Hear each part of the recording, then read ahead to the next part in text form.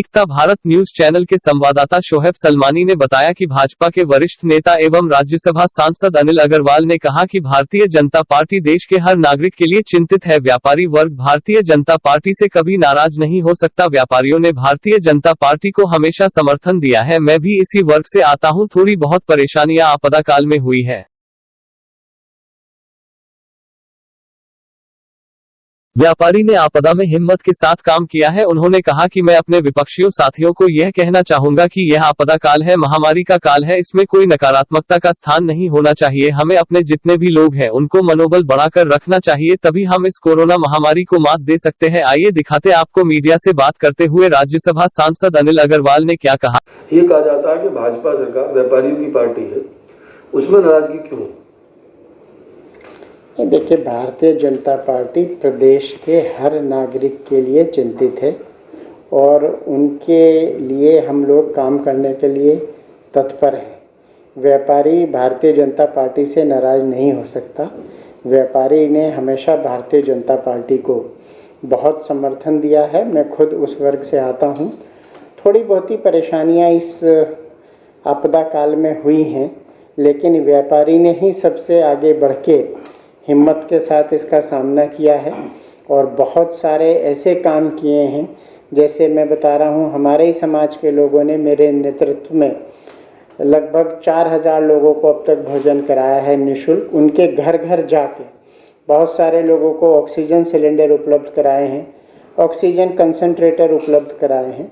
तो व्यापारी को दिक्कतें हुई हैं, लेकिन व्यापारी समाज ने पूरे खुले मन के साथ समाज की सेवा की है।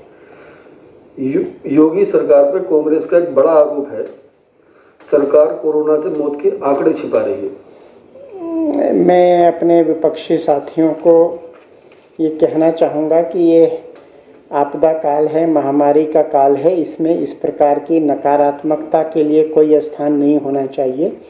हमें अपने जितने भी लोग हैं उनका मनोबल बढ़ा के रखना है, उनके स्वास्थ्य की चिंता करनी है और मौत के आंकड़े छुपाने ना छुपाने से कोई फ़र्क नहीं पड़ता है। हम लोग सेवा कर रहे हैं और माननीय मुख्यमंत्री जी उत्तर प्रदेश में जिस प्रकार से जिलों में जा के स्वयं स्थिति का आकलन कर रहे हैं, ये सराहनीय है, नमनीय है। जबकि उत्तर प्रदेश में जितने भी विपक्षी दलों के नेता हैं वो अपने घर में दुबक के बैठे हुए हैं।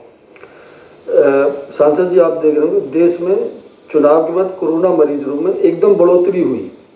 सरकार की कोई कमी रही या जनता की कोई लापरवाही मानते हैं? नहीं, देखिए, ऐसा है, सबकी अपनी अपनी जिम्मेदारियां हैं। लेकिन जब 2 मई को चुनाव के नतीजे घोषित हुए उसके बाद थोड़ी सी दिक्कतें बढ़ी हैं। बल्कि मैं तो दूसरी बात आपको कहूँगा, 25-26 अप्रैल के बाद से 5 मई तक स्थिति विकट थी। 5 मई के बाद स्थितियां लगातार इम्प्रूव हो रही हैं और आज का ही आंकड़ा आपने देखा होगा, उत्तर प्रदेश में जहां एक समय 35, 36, 37 हज़ार तक केस आ रहे थे, आज 8,000 है। रिकवरी रेट बढ़ गया है और माननीय मुख्यमंत्री जी, माननीय प्रधानमंत्री जी के नेतृत्व में जो WHO द्वारा भी निर्धारित की गई नीति है, प्रदेश देश की भी नीति है, ट्रेसिंग, टेस्टिंग, ट्रीटमेंट, इन तीनों मूल मंत्रों के आधार पे हम लोग प्रदेश की सेवा कर रहे हैं और मुझे निश्चित रूप से ये विश्वास है कि आने वाले बहुत जल्द समय में ये जो मरीजों की संख्या है और घट जाएगी। सांसद जी, मुख्यमंत्री जी का लगातार दौरे जारी हैं, उस पर पूर्व मुख्यमंत्री अखिलेश यादव ने तंज किया है कि बेवजह कसरत ना करें, जो कोरोना से पेशेंट हुए उन्हें रिलीफ दिलाएं। मैं आपसे पूछना चाहता हूं, क्या माननीय मुख्यमंत्री जी के दौरे का किसी को नुकसान है या फ़ायदा है? जब प्रदेश का मुखिया दौरा करता है तो पूरा सरकारी सिस्टम जो है वो मजबूती से खड़ा होता है, वो और मेहनत के साथ काम करते हैं और प्रदेश की जनता को ये विश्वास होता है कि जो सरकार उन्होंने चुनी है उसका मुखिया इस संकट काल में भी आपके साथ हैं। मैं उनके बारे में कुछ नहीं कहना चाहूँगा। उन्होंने जिस प्रकार से भ्रम की स्थितियाँ रखी है, पहले उन्होंने कहा वैक्सीन मत लगवाइए, मैं तो नहीं लगवाऊंगा। मैं अपने विपक्षी साथियों से हाथ जोड़ के अनुरोध करता हूं कि ये संकट काल है, इसमें राजनीति ना करें, इसमें प्रदेश की जनता की सेवा करें, एक सकारात्मक वातावरण प्रदेश में बनाएं। प्रदेश और केंद्र की सरकार तीसरी लहर के लिए कितनी तैयार है? नहीं, देखिए, हम लोग तो कोशिश इस काम के लिए कर रहे हैं कि तीसरी लहर नाम की कोई चीज़ ही ना आए। जो हम लोगों ने संकट झेला है, जो जनता ने परेशानी झेली है, जो सिस्टम ने दबाव झेला है, भगवान ना करे ऐसा कभी हो। लेकिन हम लोगों ने, माननीय मुख्यमंत्री जी अभी गाज़ियाबाद आए थे, पीडियाट्रिक्स की ICU बनाना शुरू कर दिया है, क्योंकि उसमें आशंका है कि बच्चों के ऊपर दिक्कत होगी। महिलाओं के लिए कोविड डेडिकेटेड अस्पताल बनाने शुरू कर दिए हैं।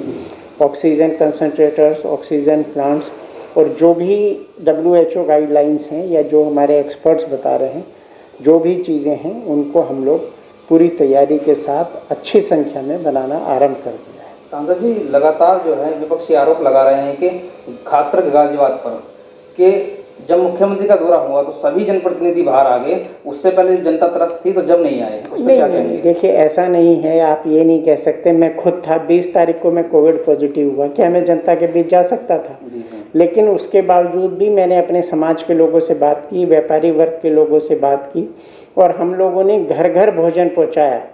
बहुत सारे लोगों का मैं कोविड होने के बावजूद सबके फ़ोन उठाए, जितने ज़्यादा से ज़्यादा लोगों को ऑक्सीजन, कंसंट्रेटर, हॉस्पिटलाइजेशन, सारा काम हमने किया। वो दौर ऐसा था, आपको अपने आप को भी बचाना था और जनता की सेवा भी करनी थी। संजय जी, एक सवाल मेरा और है आपसे।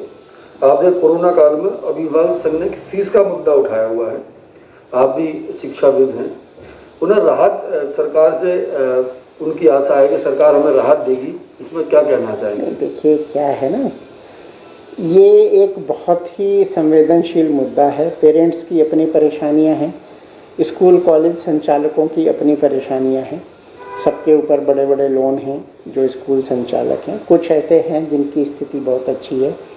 पेरेंट्स भी इस काल में बहुत ग्रसित हैं।